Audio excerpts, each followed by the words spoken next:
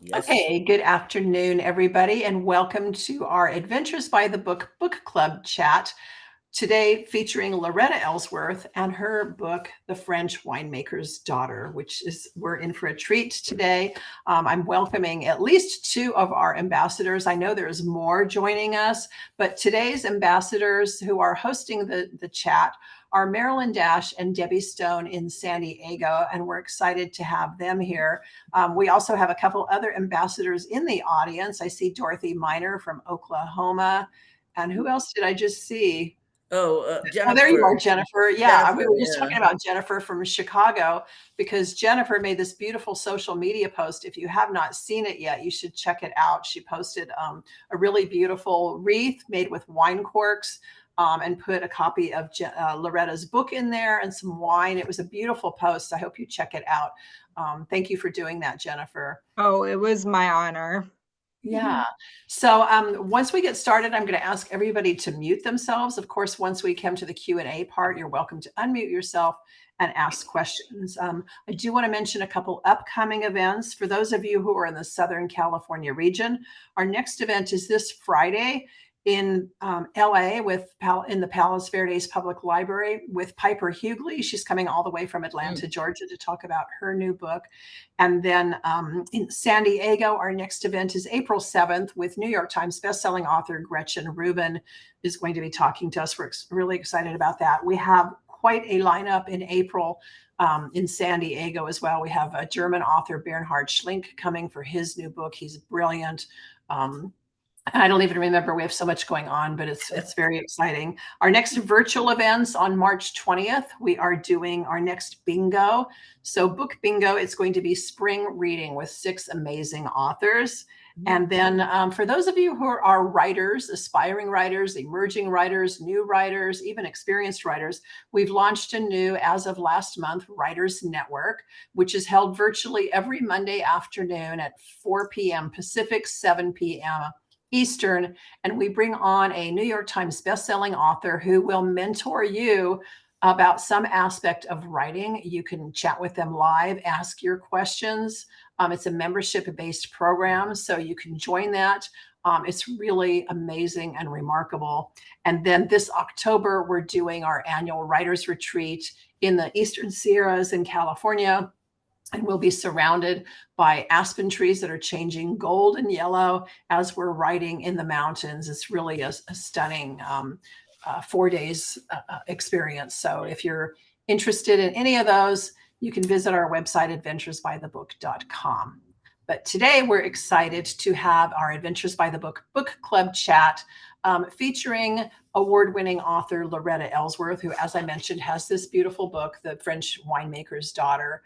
You may know her from The Stars Over Clear Lake. She's got children's books. She's really a talented writer. She was recently in San Diego as part of our Superbook team this year. So it was great to see her in person, but now she's back in Minnesota, joining us virtually. And today's chat is going to be hosted by our 2 ambassadors, Debby Stone and Marilyn. I was looking for you on the screen. Marilyn Dashe, both of San Diego. They're going to take it away from here. And we're all going to mute ourselves and let them take the conversation on. So welcome, ladies. We're glad you're all here. Muted. Can you hear me, Susan? Yeah. Okay. Hi, Debby. I can't see you, but you're here, right? Why can't you see me? Can you see me, Susan? Now I see you. Yep. Okay. Hi. Hi, Loretta. Hi. Hi. Well, I'm Marilyn Dashe, and Debby and I are I guess we're the San Diego ambassadors for Adventures by the Book, and we're really excited to be here. And we were so happy we got to meet Loretta in person a week ago. She was here for all day Saturday, right? And I think you did another event here too, right? Yeah. Yeah. So she just got back. And Loretta and I found out that we're both Minnesotans, kind of. Neither one of us really grew up in Minnesota, but we consider ourselves Minnesota. So we have that in common. Loretta, I'll tell you a little bit about her. She grew up in the neighboring state of Iowa. neighboring state of Minnesota, that is. Grew up in Mason City, and a family of 7 children. Is that right? Yes, very cool. And she is a former middle school Spanish teacher, which she did on and off for about 12 years before deciding to write full time. And she taught middle school in Minnesota. And did you teach in Iowa too? I don't know. Anyway, yeah. So she has a bachelor's degree from the University of Northern Iowa. And she's a graduate of Hamline University, which is in St. Paul. She has a master's in writing for children and young adults, which I never knew there was such a thing, but that's a very cool thing to have. There was one thing on her website that said, as a little kid, she kept a diary that was very boring, I guess. Right? Talking about watching Bonanza and selling Girl Scout cookies, but it did get her in the habit of writing every day. So that was a good thing. And she has really, you can, this is something to be celebrating, 4 children and 11 grandchildren. So yay, I told her I only have 7, so I'm way behind, but 11 grandchildren, and some of whom are in San Diego, which is really nice. She is the author of one picture book, which we got to see at Superbook, and it's called Tangle Knot. You have it there? It's the cutest book. You have a grandchild or somebody young in your family, look how cute that is. And it's really for little kids. It's a picture book, but it's about a bird made a nest in that little girl's hair, and and her eggs and the whole thing. And so it's just a darling book, and I think it would make a great gift. And she wrote 4 other young adult novels called The Shrouding Women, which is something I never knew about. It's set in the mid 1800s, and it's about women who prepare the dead for proper burial. So that sounds really, really fascinating. The other young adults are In Search of Mockingbird, In a Heartbeat, and Unforgettable. And she wrote one other earlier historical novel called Stars Over Clear Lake. And it's Clear Lake, Iowa, right? Right. Loretta, yeah. It's a real ballroom in Clear Lake that was very popular during the big band time, and it's set there. And that ballroom's still in existence. I looked it up, and it looks like all kinds of stuff still happens there. So that's nice. Okay, so we will move on now to our book of the day, which is The French Winemaker's Daughter. And I want to tell you too that this book was just nominated. It's a finalist for the 2025 Minnesota Book Awards, which is really, really cool. And it is a finalist in the novel and short story category. And isn't Louise Erdrich is one of the other finalists. So that's impressive. That's going to be announced on Tuesday, April 22nd in St. Paul. So that's really an accomplishment you should be proud of. Thank you. Yeah, that's really, I wish I could come. This book took 5 years of research, as you can imagine, and she'll tell you about it. She was able to visit a lot of the sites in the book, including the Hotel Duo and no one knows better than Patty. Who? Oh, Patty, who? I'm sorry. Sorry, someone's audio just went on. Something. Okay, no problem. Okay. So anyway, so she visited Hotel Duo and visited Burgundy. And one of the books in her research that contributed a lot was called Wine and War. And it was about how the French saved their wine from the Nazis, which of course is a theme of this book too. So with all that background, I'll ask Loretta one quick question to start. And I think you also have a little slideshow you might use, right? That tells. Yeah, if we can figure it out, sure. Yeah, she's got, and it shows some of the history, right, of the book and everything. Right. So, and if you guys can just type your questions into the chat, Debbie's going to monitor it because we want to make this as interactive as possible. Not an author interview, but really interactive. So go ahead and type away. And as soon as I ask this question, then Debbie, you'll start picking up questions from the chat. Absolutely. I'm Okay. ready for it. Great. Okay, so I'm going to start. And the thing that And fascinates can I also say Sure. one other thing? Feel Sure. free to use the hands feature for any of you that, just want to just do that. If you think of something right off the bat, if you want to throw up your hand, that would be really great. And anybody else that cares to put their camera on, we'd love to see you. Yes, we would. So I'm always fascinated by novels that have two plot lines, and this Mhm. is of course one. And well, it just fascinates me first of all how you would write it. Two things. And did you write one before the other? Was one easier? And then of course trying to put them together. So I'll let you talk about that. I just think that's really Right, right. Well, the first time I tried that, well, I was writing actually a young adult novel called In a Heartbeat. It's a story of two girls. So two different viewpoints. One girl is a heart transplant recipient, and the other one is a heart transplant donor.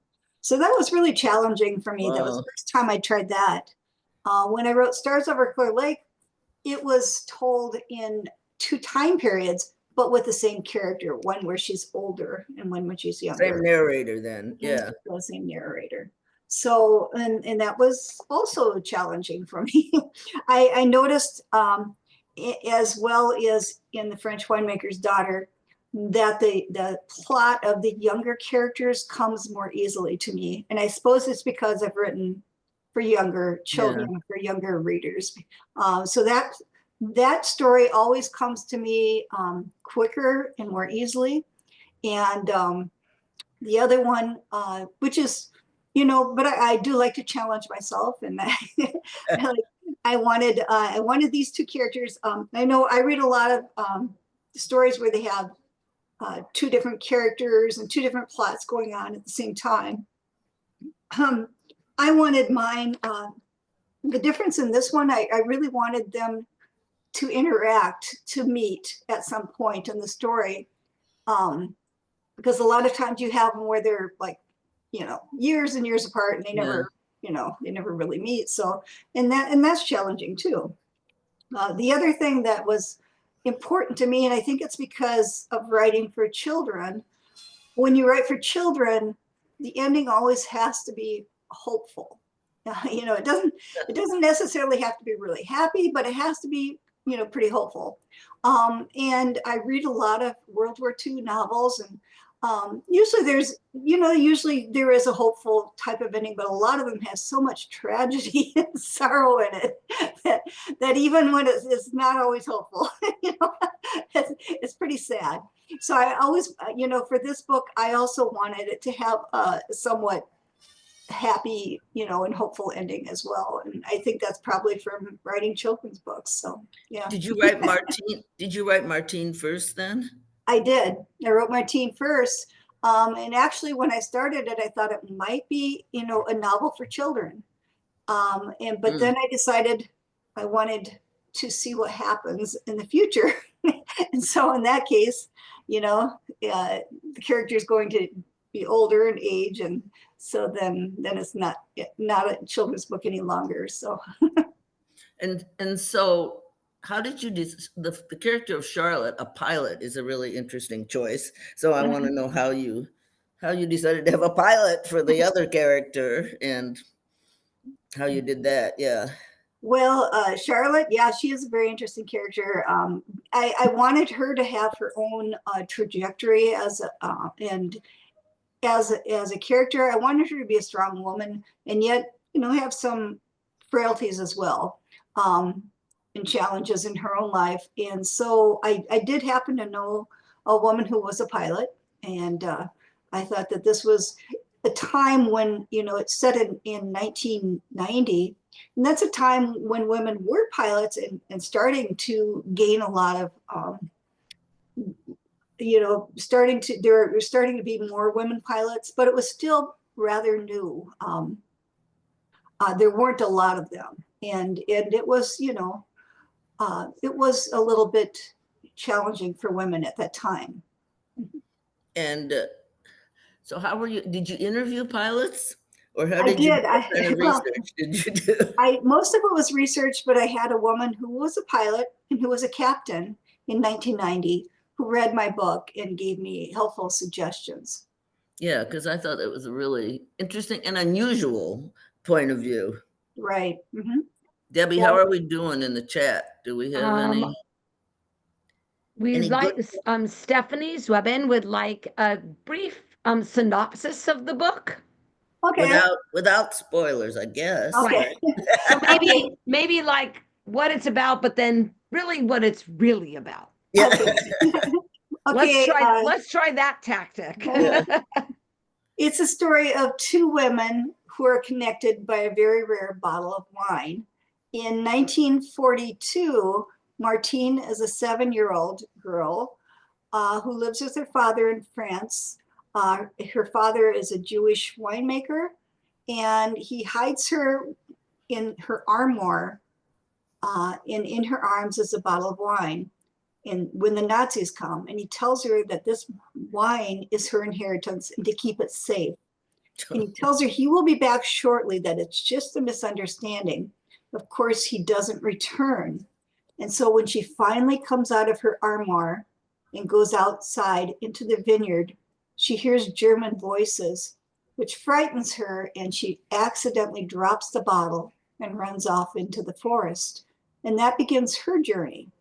The other story is told in 1990, and that's the story of Charlotte, who's an airline pilot who attends an auction at Hotel Drouot, which is the oldest and largest auction house in the world. And when she's there, her boyfriend bids on a box of wine that has been found in the cellar of a German aristocrat. And he finds some bottles that he's worth collecting. He wants to collect wine. He thinks he's a collector. Right, he thinks he's a collector. And he gives her one of the seemingly inferior bottles and tells her that she can drink it. And later, when she's cleaning off the dirt and grime from the bottle, the label starts to come off, and there's writing underneath it, as well as a different label underneath. And she becomes really curious and starts investigating. And that takes her on a quest 50 years into the past to find the owners of this original bottle of wine. So that's basically what the story is about. And that may be all we'll tell you Yeah. right now. Yeah. Does that help? Whoever asked the questions. Yeah. And then Dorothy has a question about how you say goodbye to your characters when you finish a book. Oh, and that is hard. Usually a lot of people, especially when I write for children, a lot of the kids are always saying, oh, I want to see another book on this character, what happens afterwards. And usually I don't. Once I'm finished with a book, I'm finished with those characters as far as their story. And sometimes there isn't a real definite ending, and I kind of leave it to them to think what's going to happen next. I think that's part of the, as a reader, you like to have your own ideas of what's going to happen next with a character. Usually there's a good ending, but this has a good hopeful ending, so you can Right. imagine what's going to happen to these characters, I think. Right. Do you have any? Do you have another And then one? another question Susan wanted to know, that was Dorothy's question. And then Adele would love to see your slideshow, so we can do a shared. I can do a let me do a share right now. I'll give you host control. Okay. Susan, you might need to do that because you're on host. So if you could give Loretta host control, she can bring up her slideshow. Okay.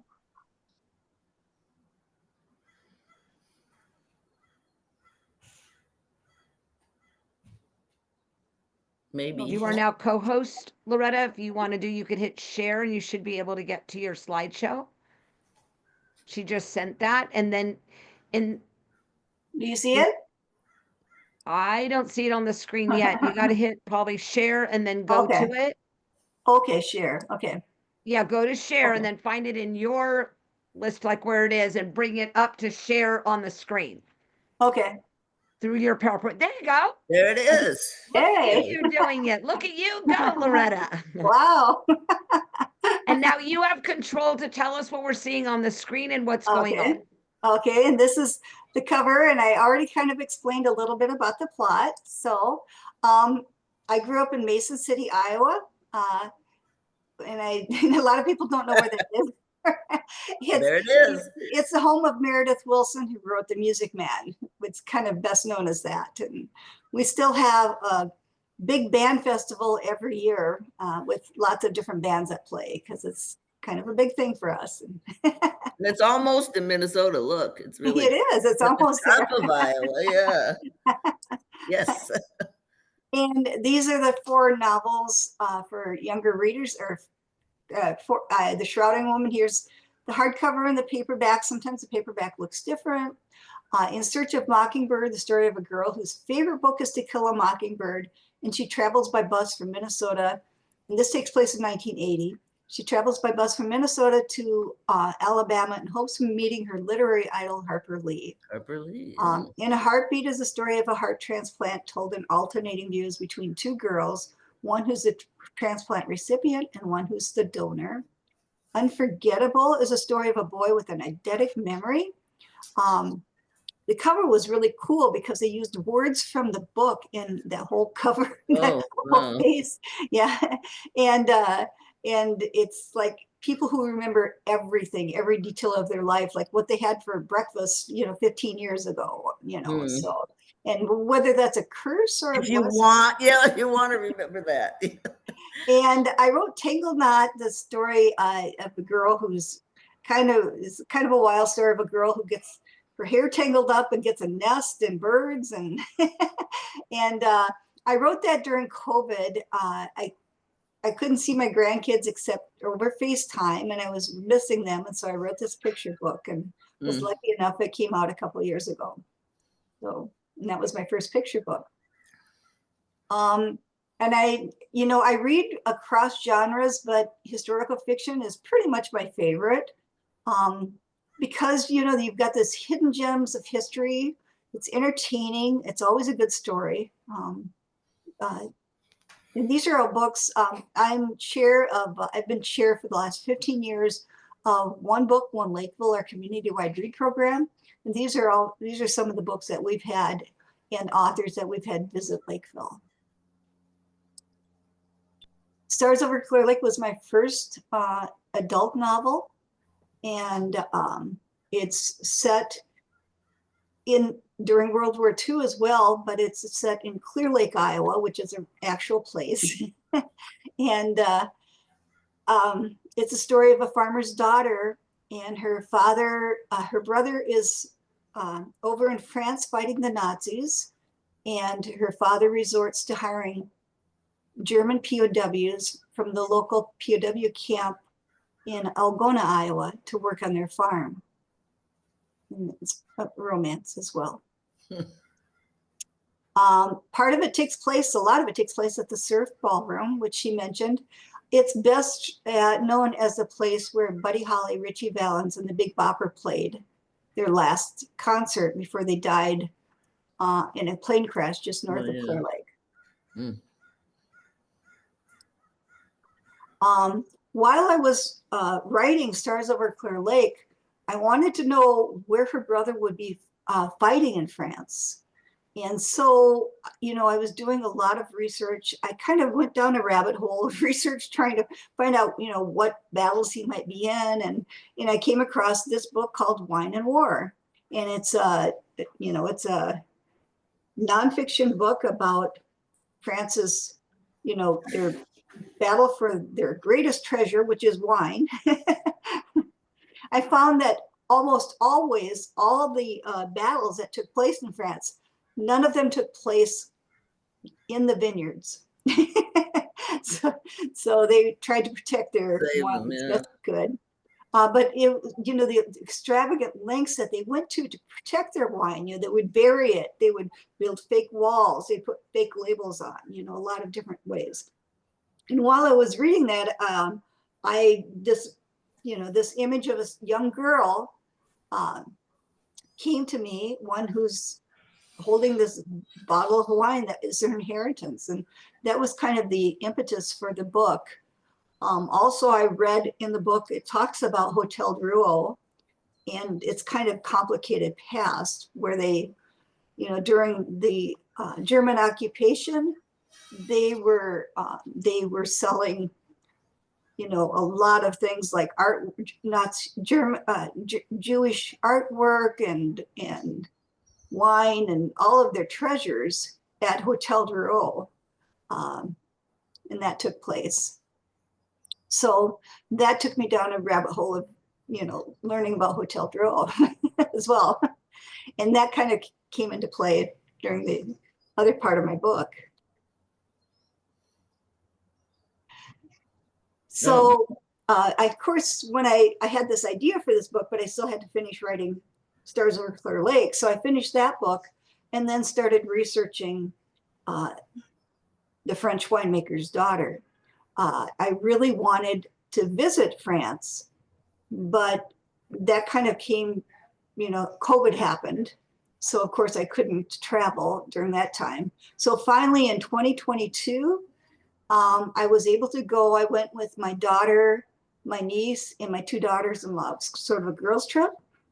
And I said, these are the places that I wrote about in the book that I would really like to visit.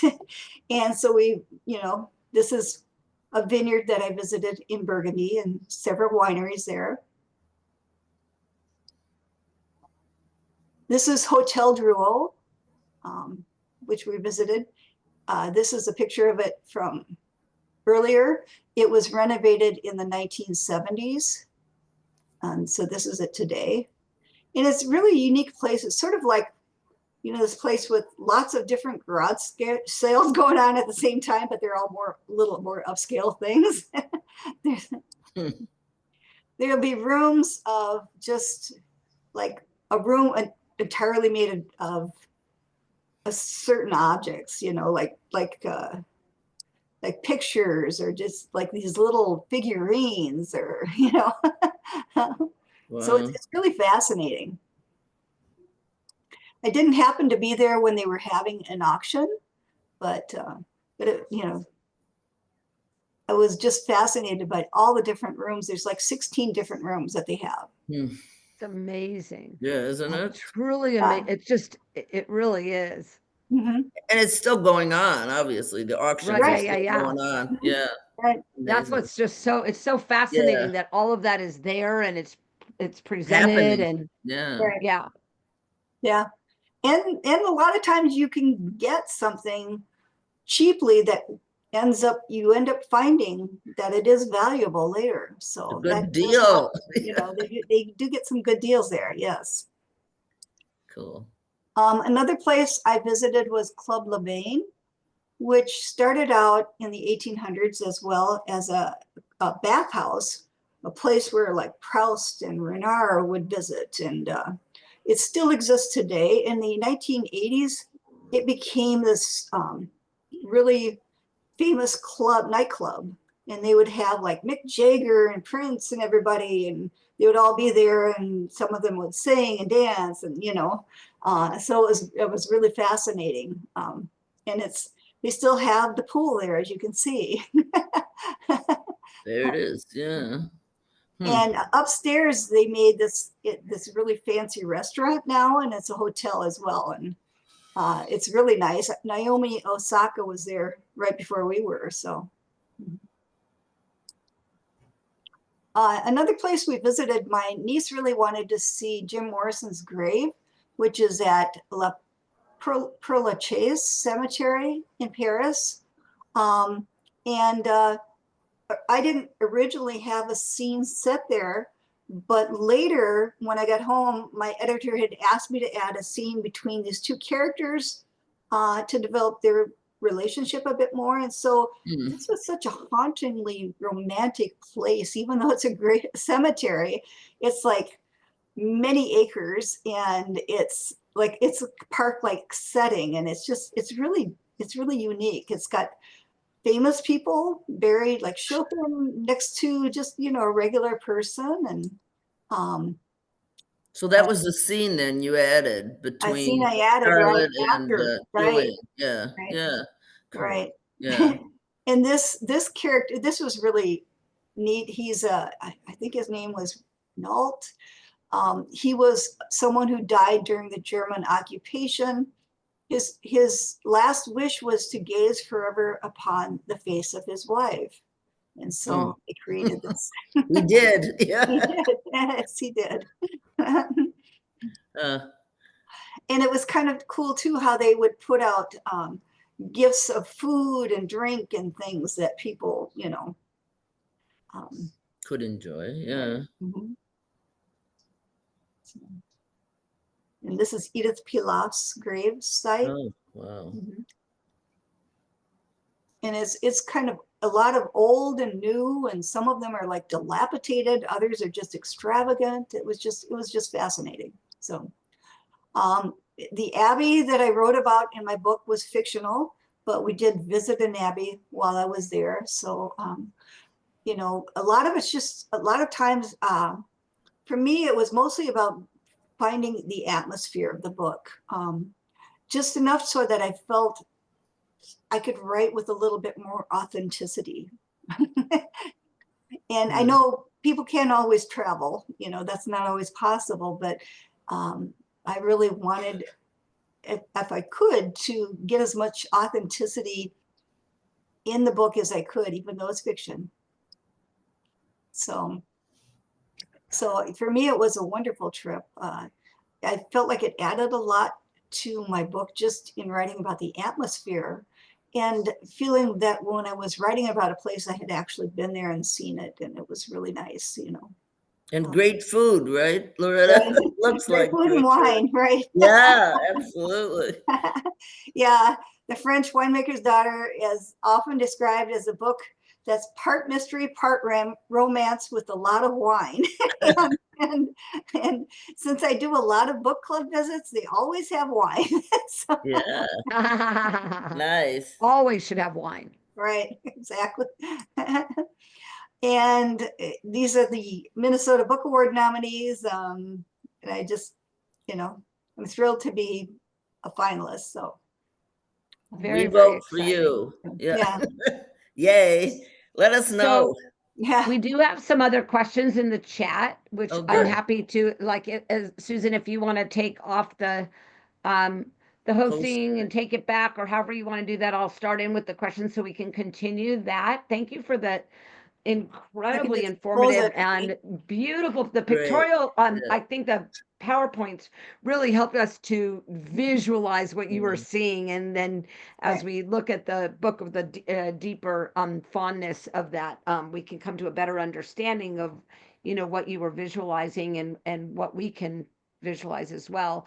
And that said, we have Susan does ask, what was the book inspired by a true life story? And maybe you could expand on what was true and what did inspire you to write it. It wasn't inspired by a true life story, but I was inspired. What I was mentored by Jane Resch Thomas, who's an author, who was an author, and who had a lot of students in her home who she would mentor about writing. And she always told us, what does a story have to do with you? She said, every story you write has to have something to do with you. And a lot of times I would think, this has nothing to do with me. In The French Winemaker's Daughter, I thought, well, it's just an interesting part of history. But I do remember when somebody asked me that, what does it really have to do with you? I started thinking back. My father was in World War II, as well as my father-in-law. And my father-in-law was in the Battle of the Bulge. And he never spoke about it. He came back, and there were a lot of, I think, there were so many traumatic things that happened. My mother-in-law just said, yeah, it was traumatic for him. And we just never talk about that. So we didn't. My father was in Japan at the end of the war, after the bombs had been dropped. He came back home, and he brought back a lot of Japanese paraphernalia. One was this, looked like a handkerchief, and it had a big red sun on it and some Japanese writing.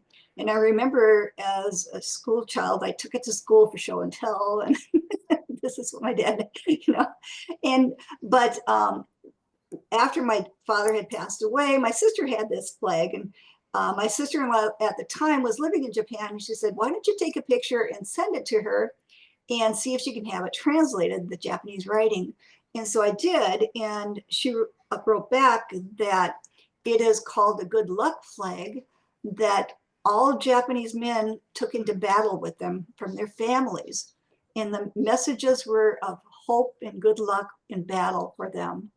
And it was Wow. very, she said, this should be in a museum. And so it made me think about the things that you have that you pick up from your travels that you never know the stories behind it, or, and so, and that's part of what in The French Winemaker's Daughter, she gets this bottle of wine and there's this story behind it that she has no idea where it's going to lead her. So yeah, it does have So where's something. the flag now? Do you still have it? My sister still has it. Oh, And nice. Wow. yeah, I'm encouraging her. We should find a place, a museum or someplace to send Yeah, it to take it. Yeah. Mhm. Do you have more, Debbie? And yeah, then Jennifer Erickson says the French winemaker's daughter is such a poignant testament to what a man will do for his family. However, there were 3 questions that were left unanswered for me. A sequel, perhaps? First, what horrors did my grandfather see in France? What did he need a spiritual retreat from the world? Or why did he need a spiritual retreat from the world? And what did he need forgiveness for? So I'm thinking she's thinking that this was from the character's point of view. Right. Mhm. So Yeah. is this And from Charlotte's point of view? yeah. And Yeah. so like Yeah. these questions that were still unanswered. And so we're wondering if maybe that's a sequel, and then some other things like he said some strange things, like I didn't mean to kill him, stuff like that made me wonder who he'd killed. I've heard that during chaos of the battle that sometimes soldiers killed their own troops by mistake or innocent bystanders. The reason Right. behind Charlotte's grandfather's PTSD is not directly addressed but alluded to. Martine had heard Sister Ada say that Allied bombs had killed almost as many French civilians as German bombs. So perhaps a sequel. We're wondering. Yes. I think Jennifer's wondering, and if there's answers you might be able to give to these questions. She Yeah. wonders if Charlotte's papa was one of the soldiers who inadvertently dropped a bomb on civilians and was plagued by a guilty conscience. Charlotte, in effect, achieves retribution for him. Right. She loved the dual perspective novels, but had never encountered one in which the author alternated between first and third person perspectives. The way you wrote the 1990s Charlotte in the first person reinforced her perspective in the near present, and 1940s Martine reiterated her perspective in the past. A fake label. That's what started this entire adventure. Like all good authors, Loretta Ellsworth picks up the seeds of interesting information while reading, and sometimes the ideas ferment in her head for years like a bottle of wine until they are ready to become a story. The story of Martine was such an idea, as well as the bottle of wine that was her inheritance. So maybe you could expand on some of those questions that she asked. Right. Here's your Maybe you next can't. book. Maybe some of it's going to stay secret. Maybe we have to wait till after you get this award, and then you're Yes, inspired to yes. write the sequel. Right. Well, I don't have plans for a sequel at this time because I just signed a contract for my next book. But Yay. Charlotte's, I think her grandfather's because I didn't know about my father-in-law, what happened to him. I just kind of felt like, she might not ever find out, but who knows what happened.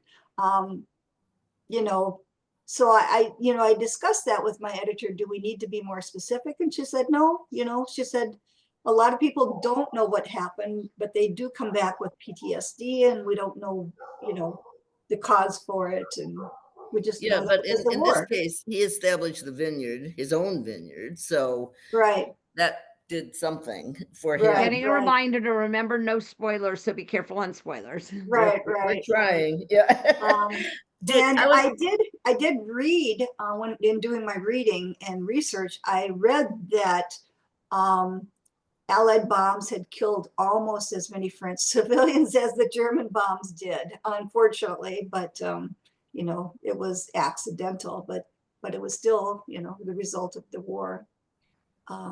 In dual perspective, for me, it helped me to keep the characters, their voices separate, and to make them more distinct. It helped to write Martine in the third person and Charlotte in the first person. And it was helpful, and I did that purposefully to keep them to keep their voices distinct and to keep Martine in the past and Charlotte in the present. Can you talk a little bit off, a little off the subject, but your own writing process? How do you, what do you do? Do you do it every day? Do you do it early? Do you do it late? And also, just when you sent this out, were there big changes between the first and the second draft? There wasn't my writing process. You know, I started out when I was writing. I was a teacher at the time, and I wrote part-time. I had 4 children. I wrote, you know, during, you know, soccer practice, you know, before school, whenever I could find a minute to write. I had to be very flexible, so that's when I wrote. Now that I write full-time, I find that I don't write any more than I wrote when I was young, when I was teaching.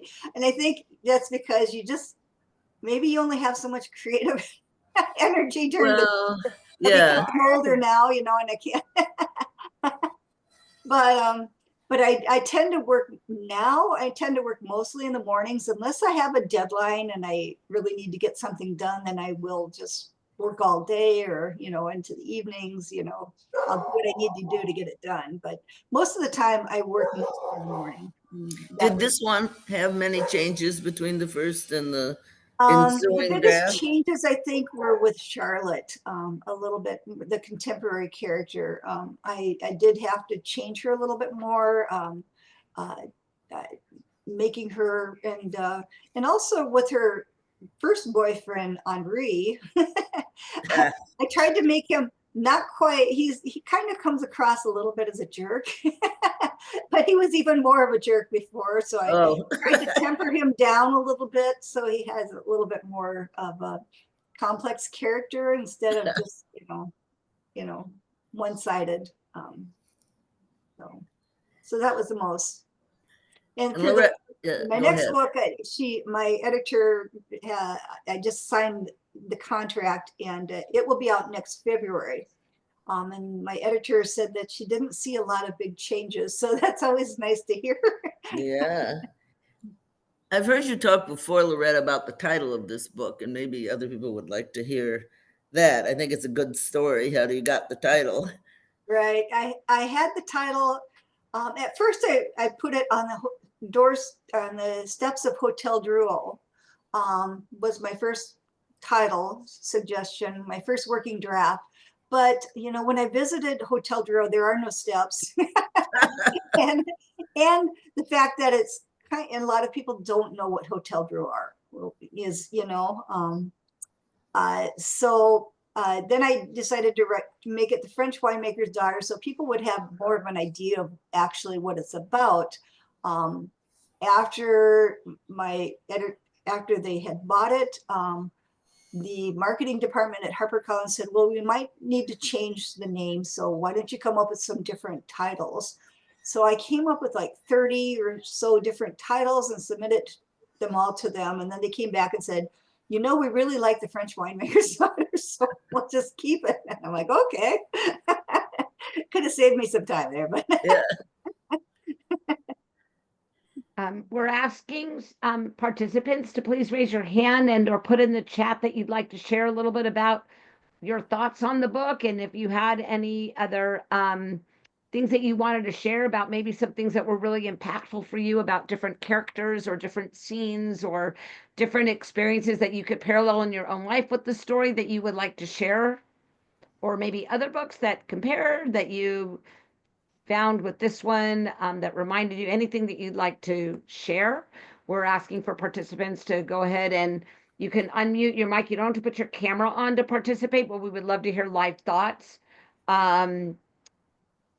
from anyone who would like to share. You can raise up your hands. Remember, the reaction has a thing in there where you can hit the react button, and you could put your hand up there on the react where the heart is at the bottom next to the share at the bottom of your screen.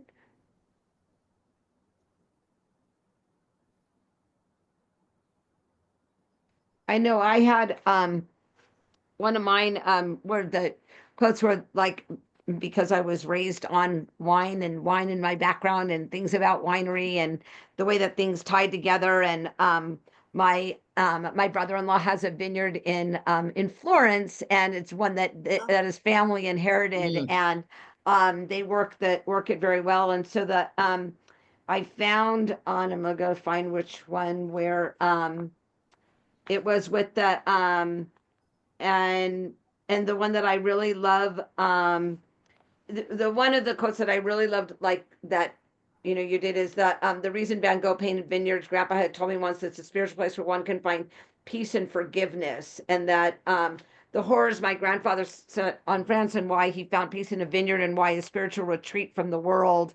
And if you feel uncomfortable with this gift, you donate the proceeds to a charity. I like, I'm finding where that was. I had something else underlined, and my sticky moved.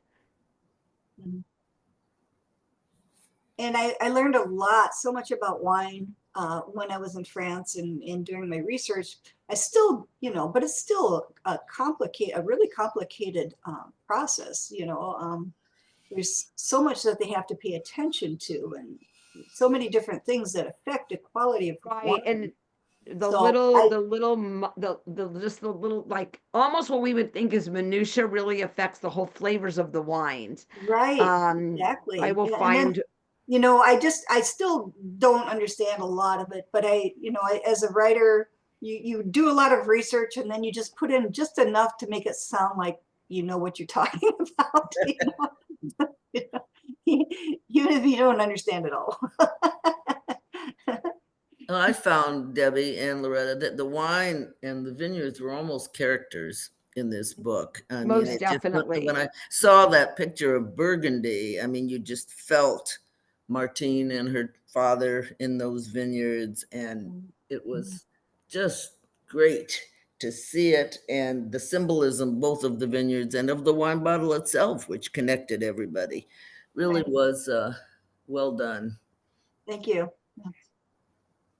Debbie, are you Trying to still find where looking? that one was that I really loved. I like how, just after like such a fighting of the war, how like they found that peace and sanctuary within a vineyard. And even though there is so much that can be fraught there as well with the weather and what they in order to get it to be successful. Right. Mm-hmm. Anybody have anything else they want to add? There were If you some haven't, yeah, go ahead. go ahead. There No, were I some said if you questions. have, some people haven't finished the book, so Okay. Right. I we see won't one like tell you. Rebecca's about 75%. Yeah, you got to finish it. Right. Mhm. It's got a great ending.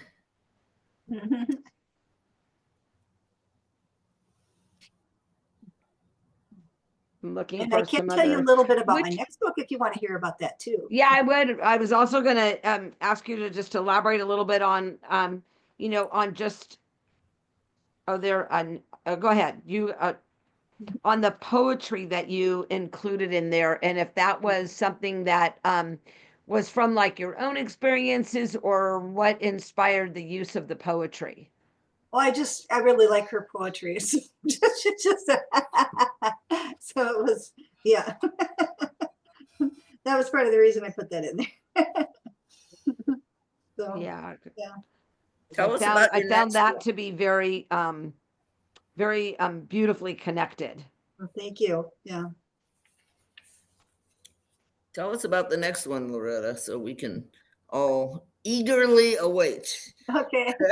The next one right now, the working title is The Jilted Countess. And it's based on a true story of a Hungarian countess who met uh, a serviceman in Europe after the war, shortly after the war ended, during the occupation. And she fell in love with a soldier from Minnesota. And he offered to marry her. And he proposed to her, and she said yes. And he had to return back home, but they kept in touch with writing letters. And it took about a year or two for her to get her papers in order and to get the money to come to the US. And her family had lost everything during the war. And when she finally arrived in the US, she found out that he had married someone else shortly before. So she didn't want to return back to Hungary because they were under communist control and they were keeping track of people who fraternized with Americans. But she only had 2 weeks left of the GI visa before she would be sent back. So she went to see a newspaper man at the Minneapolis Star newspaper, and his name was Cedric Adams, and she told him her story. And he put a picture of her and her story in the paper and said, you know, are there any returning servicemen who would like to help this woman out, you know, by marrying her? And she only has 2 weeks. And she received over 1,700 offers of marriage. Is this true? It's true. Yeah, It's true. it's true. Wow. I remember That's pretty Cedric amazing. Adams. Yeah. So in 2 weeks, she narrowed it down and had to choose one. And she chose a soldier, a returning soldier, who settled in a small town in Minnesota. And I thought, you know, how would a countess, Hungarian countess, fit in a small Minnesota town? Obviously, that'd be different, you know. But they used a fake name in the newspaper, so no one knows who it was. So we've never been able to find her. And you know, I'd love to. I've done a lot of research trying to find her, but I haven't been successful yet. But my story is just her story, the beginning part of it, and then what I envisioned might happen after she gets married. So It's really interesting. When is your deadline on this?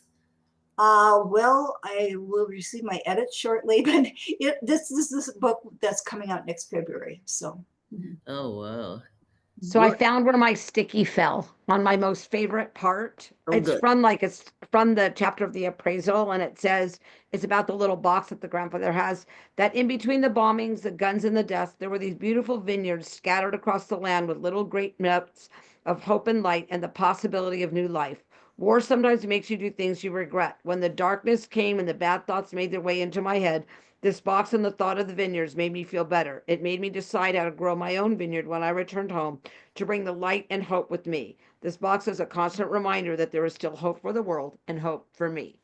right. And I think that hopefulness message really came through in this book so beautifully. And as we sip wine, that hopefulness is also there with the different flavors and the complexities of life that Right. really can bring us down and also bring us up. And we have all these challenging times that we live through, and yet sometimes with streams of just pure happiness, and sometimes lots of challenges that take us to get there. Here's an interesting question as he popped up. How do you know when you're done researching? Yeah. That's a good question, because this Well, I one, don't That's a think really you're great ever question. done. Thank you, Rebecca, for asking that. yeah. I don't think you're ever really done. You know, you could go on and on. Like I did, like I said, I went down rabbit holes reading books, lots of books about wine and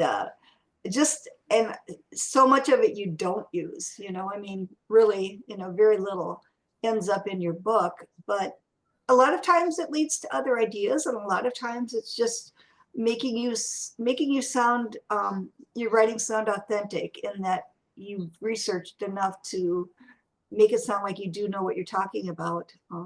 But yeah, you can research. Yeah, that is a common problem, especially with historical fiction authors. It goes on forever. Yeah, Debbie, Debbie, I love wanted to ask if you had been to Florence to visit you know. Oh yeah, we've been several times, and yeah, they have. So it's the vineyard, and then they also have olive groves, and it's quite the place in Uh, Trieste, and it's been there for well over 1,000 years.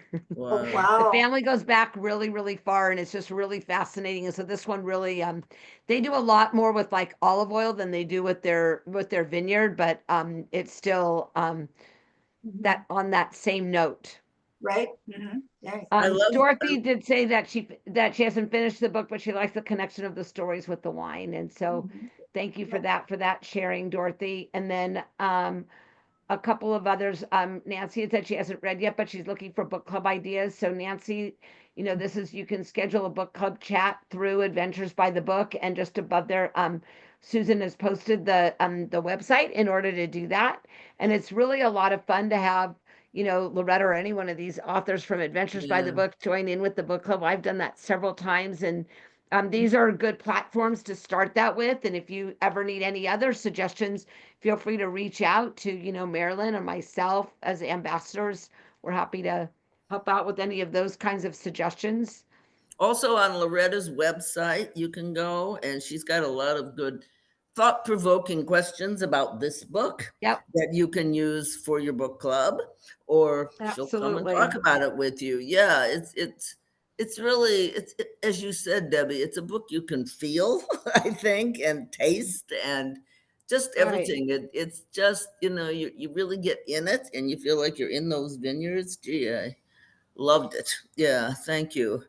Um, do you want to, is that it? Do you have any more, Debbie, or shall we switch back to Susan? She can close it out. I don't see anything else in the chat, and I don't want to, um, that's thank you for a wonderful evening, Dorothy says. And so I'm not sure if do we have any other last minute questions or comments that anybody wants to add on? Go ahead, Susan.